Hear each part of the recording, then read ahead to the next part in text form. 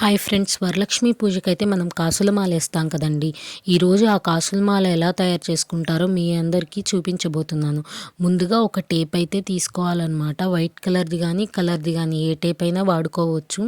ఆ colour tape తీసుకున్న తర్వాత కాయిన్స్ అన్నీ కూడా మనం ఈవెన్గా ఒకే సైజులో ఉన్న కాయిన్స్ అయితే తీసుకోవాలి. తీసుకొని వాటన్నిటిని టేప్కి అయితే ఇలా ఒకదాని తర్వాత ఒకటైతే పెట్టుకోవాలండి. పెట్టుకున్న తర్వాత ఇంకో సైడ్ కూడా టేప్ అనేది అంటించేసేయాలి. అప్పుడే స్టిఫ్గా అయితే ఉంటాయి అన్నమాట కాయిన్స్. ఇలా 2 సైడ్స్కి 2 కాయిన్స్ది చేసుకున్న తర్వాత వాటిని మధ్యలోకి ఇంకొక కాయిన్ని టేప్ పెట్టి అయితే అంటించేద్దాము. అలా అంటించేస్తే మనకైతే కాసుల మాల అనేది రెడీ అయిపోతుందన్నమాట.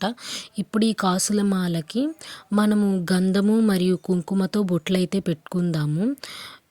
చాలా అంటే చాలా సింపుల్ అండి. మీరు కూడా ట్రై చేయండి. కాసుల మాల వరలక్ష్మి వ్రతంలో అమ్మవారికి వేస్తే చాలా అంటే చాలా బాగుంటుంది. Thanks for